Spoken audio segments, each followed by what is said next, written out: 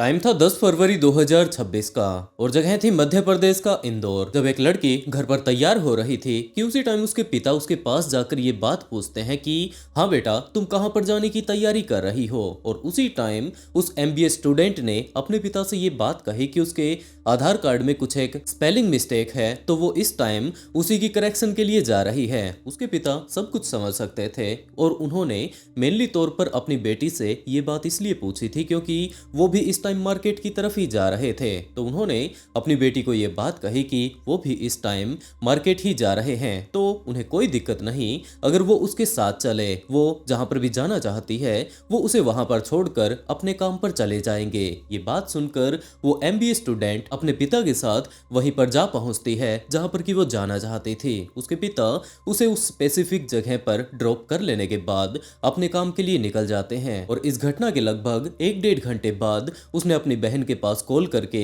ये बात कही कि अब वो यहाँ पर तो आई ही हुई थी कि इसी टाइम उसे ये बात पता चलती है कि उसके एक दोस्त की आज बर्थडे पार्टी होने वाली है। तो वो अपने एक कॉलेज फ्रेंड पीयूष के साथ उस पार्टी में रात को जाने वाली है। हो सकता है उन्हें वापस आने में थोड़ा टाइम लग जाए, तो वो लोग ज्यादा परेशान ना हो। उसकी बहन इस चीज के लिए तैयार हो जाती है और जैसे ही उसके पिता वापस अपने घर पर पहुंचे तो उसने अपनी बहन के बारे में अपने पिता को बता दिया कि आज वो वहां पर गई तो थी ही अपने आधार कार्ड की कुछ एक करेक्शन के लिए, लेकिन उसके बाद वो सीधी की सीधी अपने दोस्त के पास चली गई क्योंकि उनके किसी दोस्त की बर्थडे पार्टी होने वाली है और वो पीयूष के साथ उस बर्थडे पार्टी में जाने वाले हैं। इसके परिवार के लोग उसके कॉलेज फ्रेंड पीयूष को काफी अच्छे से जानते थे क्योंकि ये दोनों के दोनों एक दूसरे से काफी ज्यादा प्यार किया करते थे। एक टाइम ऐसा था जब पीयूष ने अपने घर वालों को बता दिया, दूसरी तरफ उस लड़की ने अपने माता पिता को, अपनी फैमिली को बता दिया कि ये दोनों आपस में काफी ज्यादा प्यार करते हैं। और इनकी ऐसी कंडीशन को देख लेने के बाद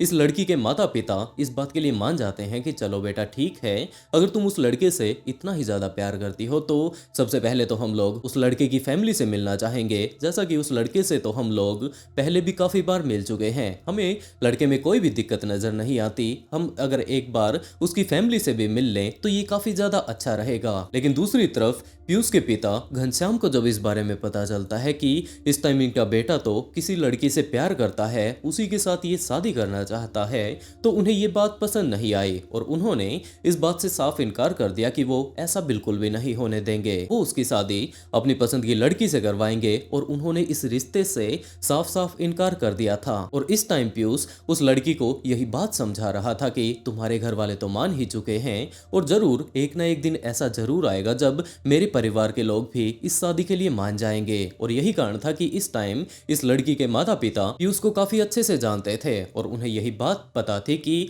आखिरी टाइम में पीयूष के साथ अगर उनकी बेटी गई है तो कोई बात नहीं, शाम को जितनी भी लेट ये लोग वापस आने वाले हैं वो आराम से आते रहेंगे। धीरे धीरे टाइम यूं ही बीतता जाता है और उसके बाद लगभग 9 से 10 बजे का टाइम हो चुका था जब दोबारा से उस लड़की की बहन के मोबाइल पर एक मैसेज आता है और उसने ये बात कही कि अब वो कभी भी वापस लौट कर नहीं आएगी। इस चीज को देखकर उसकी बहन काफी ज्यादा परेशान हो जाती है। उसने जाकर अपने पिता को इन सारी ही चीजों के बारे में बताया तो दोनों के दोनों पिता और बेटी को यही बात लगने लगी कि हो सकता है इन दोनों के बीच इस टाइम लड़ाई हो गई होगी और गुस्से गुस्से में ये लड़की कुछ इस तरीके की बातें कर रही है, तो हम लोगों को एक बार उनसे बातें करनी चाहिए। तो उसके पिता ने सीधा का सीधा अपनी बेटी के पास कॉल किया, लेकिन इस टाइम उनकी बेटी का मोबाइल बंद आ रहा था। लेकिन इस बारे में वो लोग काफी अच्छे से जानते थे कि इस टाइम पीयूष कहां पर रहता है। अगर उनकी बेटी गई है रात को, अगर वो लोग लेट आए होंगे तो वो लोग जरूर वहीं पर रुके होंगे। और ये बात सोचकर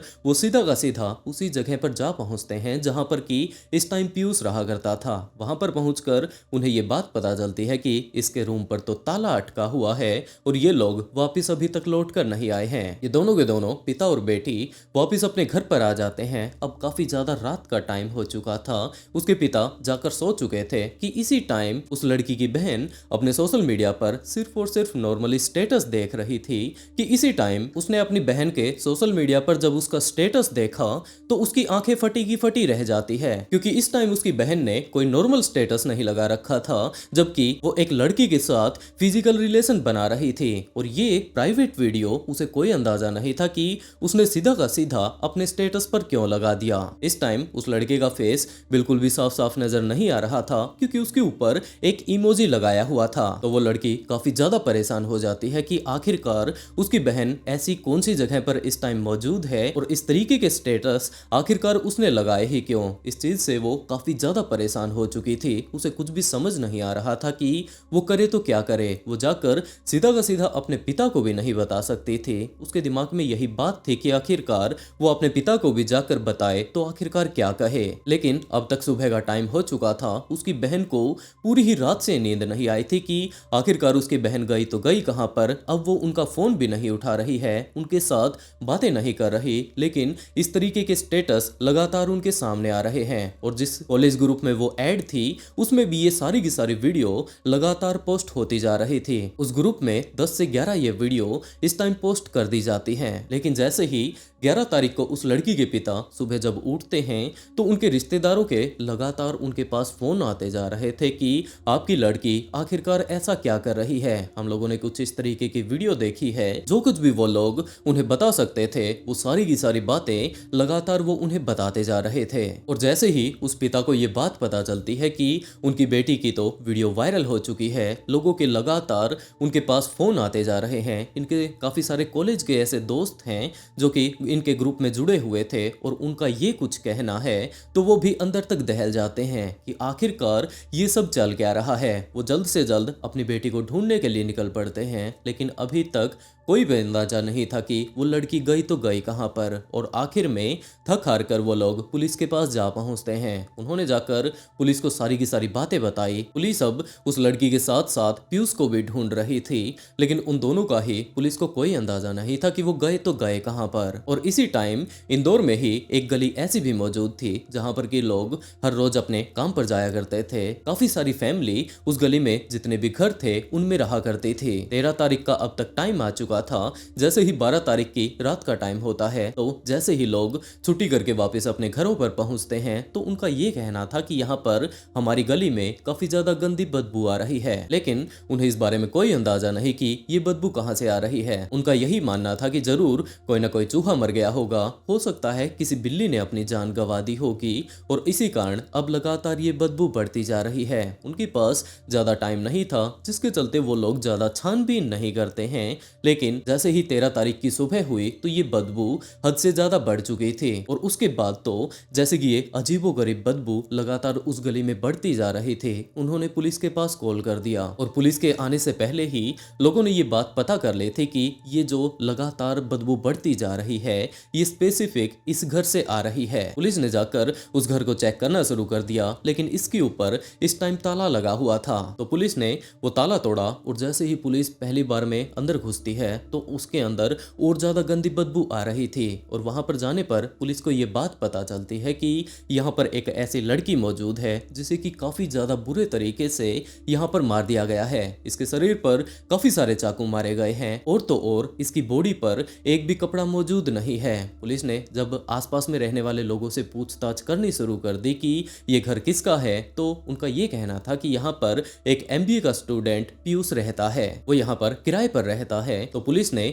जिसका ये मकान था उस बंदे को यहाँ पर बुलाया, उसके किराएदार पीयूष के बारे में उनसे जानकारी इकट्ठा करनी शुरू कर दी। उसका मोबाइल नंबर निकाल लिया, जितनी भी डिटेल वो लोग उसके बारे में इकट्ठा कर सकते थे वो सारी की सारी डिटेल पुलिस के द्वारा इस टाइम तक ले ली गई थी। लेकिन पीयूष का इस टाइम मोबाइल बंद आ रहा था, दूसरी तरफ उस लड़की का भी मोबाइल बंद आ रहा था। लेकिन इस केस में अच्छी बात ये रही कि उस लड़की का मोबाइल बीच बीच में ऑन हो जाता था। तो पुलिस उस फोन की लोकेशन निकालते निकालते महाराष्ट्र के मुंबई जा पहुंचती है और वहां पर जाकर उन्होंने होटल पर छापा मार दिया और वहां से पीयूष को गिरफ्तार कर लिया जाता है। सबसे पहले तो पुलिस पीयूष से यही बात पूछ रही थी कि आखिरकार उसने इस कांड को अंजाम क्यों दिया। लेकिन पीयूष पुलिस की किसी भी बात का साफ साफ जवाब नहीं दे रहा था, जबकि वो सीधा ही पुलिस ऑफिसर्स को ये बात बोल देता कि उसे एक पेन और कागज की जरूरत है, वो उसके ऊपर सारी की सारी बातें लिख देगा। दूसरी तरफ इस टाइम महाराष्ट्र पुलिस के द्वारा इसे यहाँ पर गिरफ्तार किया किया गया था तो इंदौर पुलिस वहां पर जाकर उसे अपनी हिरासत में ले लेती है और जैसे ही उसे वापस इंदौर लाया जाता है उससे पूछताछ करनी शुरू करते हैं कि हाँ भाई तूने इस पूरे के पूरे कांड को क्यों अंजाम दिया। तो काफी सारे रिपोर्टर्स वहां पर इस टाइम तक पहुंच चुके थे। वो लोग भी जानना चाहते थे कि ऐसा उस लड़की ने क्या गलती कर दी थी जिसके चलते ये लड़का उससे बहुत ज्यादा प्यार किया करता था, उसके साथ शादी वो करना चाहता था, ये दोनों के दोनों एक दूसरे को बहुत ज्यादा चाहते थे। तो इस बंदे ने ऐसा कांड क्यों रच दिया। लेकिन पीयूष इतने ज्यादा इस घटिया कांड को अंजाम दे लेने के बाद भी बिल्कुल थोड़ा सा भी नर्वस नहीं था, जबकि उसका तो ये कहना था कि अगर ये सब कुछ हो ही चुका है तो छोड़ो इन सभी बातों को, जो होना था वो इस टाइम हो चुका है। तो लवर थी ना, फिर क्यों मारा? कुछ नहीं हुआ, छोड़ो, जो हो गया यार। अरे कैसी बातें कर रहे हो, आपने मारा एक लड़की को, आपकी प्रेमिका थी वो, उसको छोड़ दो ना, क्या करोगे जान के। उसके माँ बाप ने उसको पाल पोस के बड़ा किया, आपने उसको जान से मार दिया और बोल रहे हो कि कुछ नहीं हुआ। तो पछतावा नहीं है? पछतावा नहीं है इस चीज का? उसकी बच्ची को मारा है? बेटा बेटा बेटा बेटा क्यों मारा? कारण तो बता दो, मारा क्यों है? कारण तो बता दे। अच्छे को सबको कारण बताऊंगा अच्छे से। क्या बताएगा?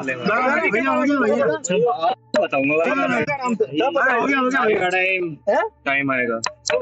लेकिन इस पूरे ही केस को सोल्व करने के लिए इन सभी चीजों को जानना काफी ज्यादा जरूरी था। और जैसे ही पीयूष इंदौर पहुंचता है तो पुलिस ने दोबारा से उससे वही इन्वेस्टिगेशन करनी शुरू कर दी और उस टाइम जाकर इस पूरी की पूरी कहानी के बारे में खुलासा होता है कि आखिरकार पीयूष ने इस कांड को अंजाम ही क्यों दिया। पीयूष का ये कहना था कि वो उस लड़की से काफी ज्यादा प्यार करता था और वो उसी के साथ शादी करना चाहता था। हाँ, इस टाइम उसके पिता ने इस रिश्ते से साफ इनकार कर दिया था, लेकिन वो अपने पिता को मनाने के लिए तैयार था। जैसा कि इस टाइम उस लड़की के पिता मान चुके थे, पीयूष और वो लड़की तो आपस में एक दूसरे से बहुत ज्यादा प्यार किया ही करते थे, तो वो उसी से शादी करना चाहता था। लेकिन धीरे धीरे कर जब से उसके पिता ने इस शादी के लिए मना किया था तो वो लड़की लगातार इससे दूर होती जा रही थी और उसके दिमाग में ये बात चल रही थी कि जरूर इस लड़की के दिमाग में ये बात चल रही है कि अब इसकी पीयूष के साथ तो शादी होने वाली नहीं और अब वो किसी न किसी और लड़के के साथ रिलेशनशिप में आ चुकी होगी। तो इसी बात को जानने के लिए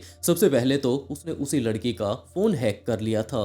सारी की सारी डिटेल उस तक पहुंच जाया करती थी कि ये किस लड़के से बात करती है, किसके साथ इस टाइम ये रिलेशनशिप में आई हुई है, जिसके कारण इसने इसे तक छोड़ दिया। लेकिन ऐसा कुछ उसके सामने नहीं आया और उसके बाद 10 तारीख का टाइम आता है जब उसका ये शक हद से ज्यादा बढ़ चुका था और उसने उस लड़की को अपने पास बुलाया। जैसे ही वो पीयूष के पास पहुंचती है तो पीयूष अब उसके साथ फिजिकल रिलेशन बनाना चाहता था, लेकिन उस लड़की ने इस बात से साफ इनकार कर दिया। वैसे तो ये दोनों एक दूसरे से काफी ज्यादा प्यार किया करते थे, पहले भी काफी बार मिल चुके थे, लेकिन उस दिन उस लड़की की तबीयत काफी ज्यादा खराब थी जिसके चलते उसने इस बात से साफ इनकार कर दिया। और तभी पीयूष को ये बात कंफर्म हो चुकी थी कि ये लड़की जरूर किसी और से प्यार करती है और अब इससे तो वो सिर्फ पीछा छुड़वाना चाहती है, जिसके चलते उसने उसके ऊपर थोड़ा दबाव बनाना शुरू कर दिया और ये बात कही कि वो उसके लिए कुछ न कुछ सरप्राइज लेकर आया है और वो उस सरप्राइज को और ज्यादा इंटरेस्टिंग बनाना चाहता है, जिसके चलते उसने उसकी दोनों ही आंखों पर पट्टी बांध दी, दोनों के दोनों हाथों को उसने पीछे की तरफ बांध दिया, दोनों ही पैरों को बांध दिया और उसके बाद उसकी असली दरिंदगी शुरू होती है। उसने एक एक कर इसके सारे के सारे कपड़े उतार दिए और उसके बाद उसने पहले से ही एक चाकू का प्रबंध कर रखा था। उस चाकू से वो उसकी छाती पर, पेट पर एक के बाद एक लगभग 10-11 हमले कर देता है और इन सारे ही हमलों के बाद वो लड़की चिल्लाने की भी कोशिश करती है, लेकिन उसने वहीं पर साइड में रखी हुई एक पन्नी को उठाया और उस लड़की के मुंह में इतना ज्यादा गंदे तरीके से फंसा दिया कि वो बोलने तक की हालत में नहीं थी। उसकी चीख नहीं निकल पाई और वहीं पर उसने अपनी जान गंवा दी, क्योंकि अभी भी पीयूष को यही बात लग रही थी कि भले ही वो इसे कहीं पर पकड़ ना पाया हो, लेकिन इसे पक्का विश्वास है कि ये इसके साथ धोखा ही कर रही है। और इस घटना के बाद वो लगभग 1-1.5 घंटे तक उसकी बॉडी के पास बैठा रहता है, वो उसकी तरफ देखता है। उसका ये कहना था कि वो उससे बहुत ज़्यादा प्यार करता था और जैसा कि अब वो उसे लग रहा था कि ये उसे धोखा दे रही है, इन्हीं सारी चीज़ों के कारण उसने उसकी जान ली है। लेकिन वो यहीं पर रुकने वाला नहीं था, जबकि इसके बाद उसने काफ़ी ज़्यादा ऐसे भयंकर कांडों को अंजाम देना शुरू कर दिया जिसके बारे में कोई अंदाजा भी नहीं लगा सकता। सबसे पहले तो वो ताला लगाकर अपने कमरे पर वहाँ पर साइड में आसपास में जो कोई भी ठेका था वहाँ से बियर की बोतल लेता है, पास के मेडिकल से वाइग्रा की गोलियां लेता है और उसके बाद वापस अपने घर पर आ पहुंचता है। यहाँ पर आने के बाद उसने अपने कमरे को बंद किया और अगले काफी देर तक वो यहीं पर बियर पीता रहता है। उसने वो सारी की सारी गोलियां भी खा ली और जो लड़की इस टाइम अपनी जान गंवा चुकी थी उसके साथ वो फिजिकल रिलेशन बनाना शुरू कर देता है। वो एक तरीके से इस लड़की के ऊपर गुस्सा था क्योंकि उसे सिर्फ और सिर्फ इस बात का शक था कि जरूर इसकी गर्लफ्रेंड का चक्कर किसी और के साथ भी चल रहा है, जिसके कि उसके पास एक भी सबूत नहीं थे। तो वो अगले काफी देर तक इन्हीं सारे कांडों को अंजाम देता है और उसके बाद उसको ऐसी की ऐसी हालत में छोड़कर अपने कमरे से बाहर निकल आता है। उसे वहीं पर लॉक लगा देता है, लेकिन इस टाइम भी उसने अपनी गर्लफ्रेंड का फोन अपने साथ रखा हुआ था। उसे ये बात पक्का हो चुकी थी कि अब ये वापस अपने जब घर पर नहीं पहुंचेगी तो वो लोग इसे ढूंढते ढूंढते यहाँ पर आने वाले हैं। और हो सकता है जब आखिरी बार इस लड़की की बहन और पिता यहाँ पर आए थे उस टाइम इस लड़की ने अपनी जान गंवा दी थी, या फिर हो ये भी सकता है कि इस घटना से कुछ ही देर पहले उसने अपनी जान गंवाई थी और दूसरी तरफ पीयूष इस टाइम बियर लेने के लिए गया हुआ था। उस टाइम वो लोग वहां पर आए होंगे, उन्होंने ताला लगा हुआ देखा होगा और जैसा कि उन्हें बताया गया था कि वो लोग तो किसी पार्टी में जाने वाले हैं, किसी की बर्थडे पार्टी होने वाली थी, तो वो लोग शायद इस टाइम वहीं पर होंगे। ये सारी की सारी बातें सोच लेने के बाद वो दोनों के दोनों पिता और बेटी वापस अपने घर पर चले जाते हैं। एक साथ में कॉलेज में ही पढ़ता था सेकंड सेमेस्टर में। जब ये लोग कॉलेज में भर्ती हुए थे तब से इनका आपस में परिचय हुआ था और ये तब से रिलेशनशिप में थे। तो जब लड़की ने शादी का दबाव बनाने लड़के तो उसके बाद 10 तारीख का घटनाक्रम है। ये 10 तारीख को ये मृतिका को अपने रूम पे ले गए थे द्वारकापुरी थाना क्षेत्र में। वहां पे इनकी 3:30-4 बजे कहासुनी हुई इसी चीज को लेके।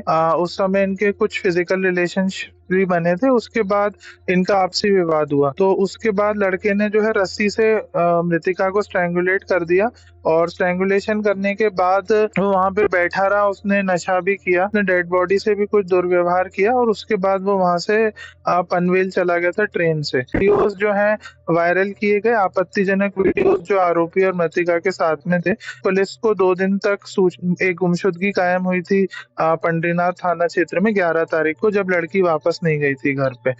13 तारीख को रूम जहाँ पे बॉडी थी, जब वहां से स्मेल आई और आसपास के लोगों को पता चला तो पुलिस को सूचना मिली। हमने संदेही को चिन्हित किया और अगले ही दिन उसको मुंबई से अंधेरी पुलिस स्टेशन से मुंबई पुलिस की मदद से गिरफ्तार किया गया। आरोपी से पूछताछ की गई, उसने ऐसा क्यों किया, तो उसको इनसिक्योरिटी थी कि जो उसकी प्रेमिका थी वो दूसरे लड़कों से भी बातचीत करती थी, जिसको लेके उसका विवाद हुआ था मृतिका से। और फिर उसी कारण से वाद विवाद में उसने ये और वीडियो उसने अपने ही प्रेमिका कह सकते हैं उनके साथ वायरल किए गए, क्योंकि वो उनका कैरेक्टर से वायरल किए गए थे। लेकिन ये सारा का सारा कांड रच लेने के बाद उसे कंफर्म था कि अब पुलिस उसे आकर पकड़ लेगी, जिसके चलते वो यहाँ से रेलवे स्टेशन जा पहुँचता है। उसका ये दावा था कि वो तो वहाँ पर अपनी जान देने के लिए गया था, लेकिन उसकी इतनी हिम्मत ही नहीं बन पाई कि वो अपनी जान दे दे, जिसके चलते वो उसी ट्रेन में बैठ जाता है। उसकी प्लानिंग ये थी कि वो गोवा जाने वाला है, लेकिन बीच रास्ते में जाने के बाद मुंबई वो उतर जाता है और उसके बाद थाने में जाकर वो सबसे पहले तो एक होटल किराए पर लेता है और वहां पर उस होटल के रूम में बैठकर उसने यूट्यूब ऑन कर दिया। यूट्यूब में वो तरह तरह से इस बात को छानने की कोशिश कर रहा था कि क्या हम लोग मरे हुए लोगों से बातें कर सकते हैं, क्योंकि वो अपनी दोस्त की आत्मा को वापस बुलाना चाहता था। अपनी गर्लफ्रेंड से वो बहुत ज्यादा प्यार करता था। वो सिर्फ और सिर्फ ये बात जानना चाहता था कि क्या सच में वो उसे धोखा दे रही है। अब अगर वो अपनी जान ही गंवा चुकी है तो कम से कम अब तो वो सच बोल ही देगी। और इसी टाइम जब वो बार बार यूट्यूब पर सर्च कर रहा था तभी पुलिस के पास इसकी लोकेशन चली जाती है। पुलिस ऑफिसर्स वहां पर पहुंचे और उसे जल्द से जल्द पुलिस के द्वारा गिरफ्तार कर लिया जाता है। अभी भी पीयूष पुलिस की गिरफ्त में ही है और उससे आगे की पूछताछ की जा रही है। वैसे दोस्तों, आप लोग इस पूरी की पूरी कहानी को जान चुके हैं, तो आप लोग इस केस के बारे में क्या कहना चाहेंगे? आप लोग अपनी राय कमेंट बॉक्स में जरूर बताइएगा। मैं इस तरीके की कहानी सुनाकर आप लोगों को डिस्टर्ब तो नहीं करना चाहता, लेकिन सचेत जरूर करना चाहता हूं। तो आप लोग अपना ध्यान रखिए और इसके साथ साथ अपनों का ध्यान जरूर रखें। और दोस्तों, आज के लिए बस इतना ही। अगर स्टोरी सुनाने का तरीका अगर पसंद आया हो तो वीडियो को लाइक कर ऑफबीट पॉडकास्ट को सब्सक्राइब जरूर कर लें। और इसी के साथ दोस्तों, आज का शाउट आउट राशिद खान को and write a beautiful comment to get a shout out in next video. बहुत जल्द मिलते हैं एक और नए ट्विस्टेड केस के साथ।